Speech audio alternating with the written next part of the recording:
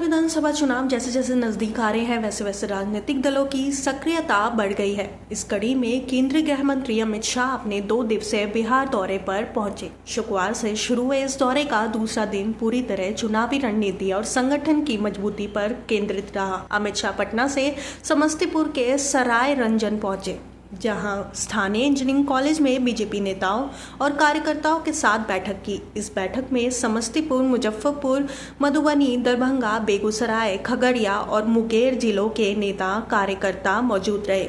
बैठक का मुख्य उद्देश्य आगामी विधानसभा चुनाव की तैयारियों की समीक्षा करना, संगठनात्मक गतिविधियों को मजबूत करना और बूथ स्तर तक पार्टी को सशक्त करना रहा। शाह ने कार्यकर्ताओं से फीडबैक लिया और जीत का मंत्र देते हुए स्पष्ट संदेश दिया कि चुनाव केवल नेता नहीं बल्कि कार्यकर्ताओं की मेहनत से जीते जाते हैं। समस्तीपुर की बैठक के बाद शाह अररिया रवाना हुए।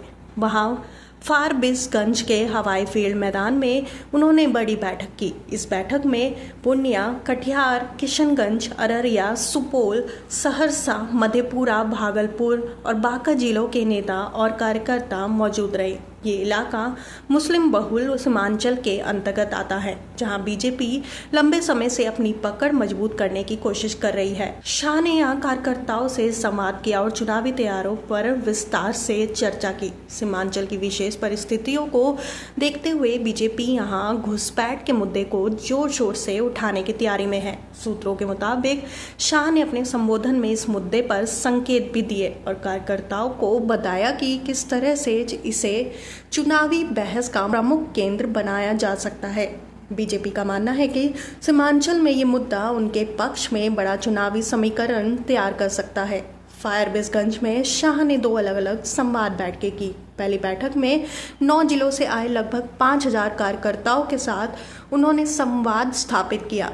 इसमें बूथ स्तर तक की रणनीति, मतदाता संपर्क अभियान और विपक्षी दलों के आरोपों का जवाब देने जैसे बिंदुओं पर चर्चा हुई। दूसरी बैठक अधिक सीमित दायरे में थी, जिसमें लगभग 450 पदाधिकारी शामिल हुए। यहाँ पार्टी संगठनात्मक अनुशासन, आंतरिक मतभेद और चुनावी समन्वय जैसे संवेदनशील विषयों पर मंथन हुआ। शाह ने पदाधिकारियों को स्पष्ट निर्देश दिया कि चुनाव में एकजुट होकर काम करना होगा, तभी जीत सुनिश्चित होगी। गौरतलब है कि शुक्रवार को अपने दौरे की शुरुआत में शाह बेतिया पहुंचे थे, जहां उन्होंने पश्चिम चंपारण और आसपास के जिलों के नेताओं और कार्यकर्ताओं के साथ बैठक की थी। शाम को पटना में बीजेपी कार्यालय में उन्होंने प्रदेश नेतृत्व और कोर ग्रुप के साथ लंबी बैठक की। इन बैठकों में सीट बंटवारे, संभावित उम्मीदवारों के नाम और विपक्ष की रणनीति का मुकाबला करने पर गहन विचार विमर्श किया गया। हालांकि इस बीच पटना में उनकी सुरक्षा को लेकर चूक की खबर ने हलचल मचा दी। बताया जा रहा है कि उनके कार्यक्रम के दौरान सुरक्षा घेरा कमजोर हुआ, जिसे लेकर स्थानीय प्रशासन को कड़ी फटकार मिली थी। सुरक्षा के लिहाज से ये घटना चिंताजनक मानी जा रही है, क्योंकि शाह केवल केंद्रीय गृह मंत्री है बल्कि बीजेपी की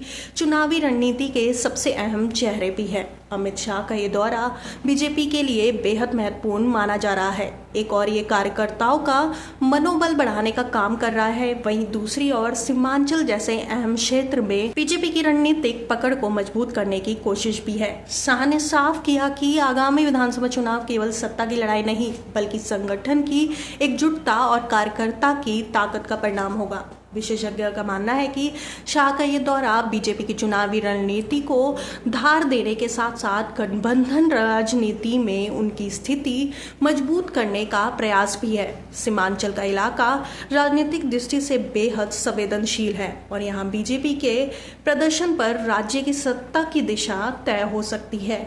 2 दिवसीय दौरे के समापन के बाद शाह पूर्णिया से दिल्ली लौट जाएंगे, लेकिन उनके इस दौरे का असर आने वाले दिनों में बिहार की चुनावी रणनीति पर गहराई से देखा जाएगा। बीजेपी कार्यकर्ताओं और नेताओं को जो जीत का मंत्र उन्होंने दिया है, वे चुनावी मैदान में कितना असरदार साबित होगा, ये तो आने वाला समय ही बताएगा।